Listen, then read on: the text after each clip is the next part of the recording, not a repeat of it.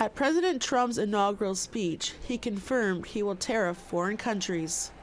Instead of taxing our citizens to enrich other countries, we will tariff and tax foreign countries to enrich our citizens.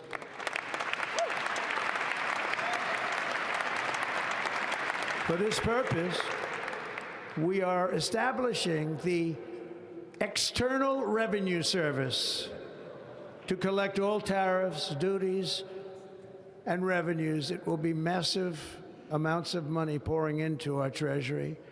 Reaction was swift even before the Trump inauguration. Our country is under direct threat by the President-elect of the United States. It is a declaration of economic war, in my opinion. Werner Antweiler is a professor of economics at the Sauder School of Business at the University of British Columbia. He explains what these tariffs mean.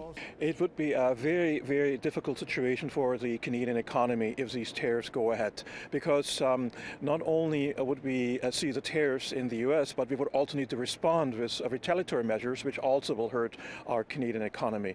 But in that situation, there will be significant pain all across, but not only here in Canada, because tariffs are paid for by the U.S. consumers and U.S. businesses that are importing Canadian intermediate goods. Grand Chief Stuart Phillips says what President Trump is doing is serious. These are very, very real threats, and are going to have a devastating impact on our economy and, quite frankly, our way of life.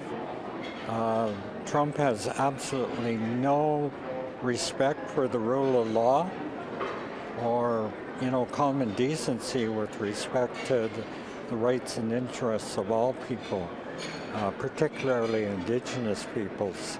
Professor Antweiler says Trump's plan to launch an external revenue service could hit some serious roadblocks. Now, if that includes Canada and Mexico, of course, it would be an abrogation of our existing free trade agreement. There's just no other way to put this.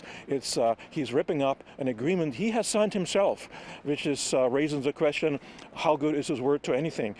Premier Eby says leaders from across Canada have discussed strategies to combat the threat of these tariffs. The world, these tariffs are proposed not just against Canada, but against countries around the world.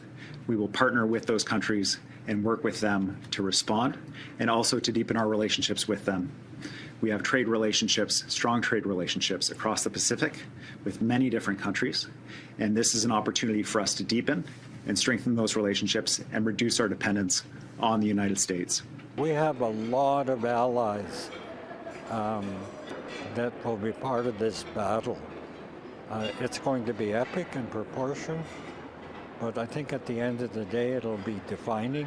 Financial forecasters say Canada will lose billions of dollars and hundreds of thousands of jobs from the tariffs. President Trump has announced that these tariffs will begin on February the 1st, 2025. Tina House, APTN National News, Vancouver.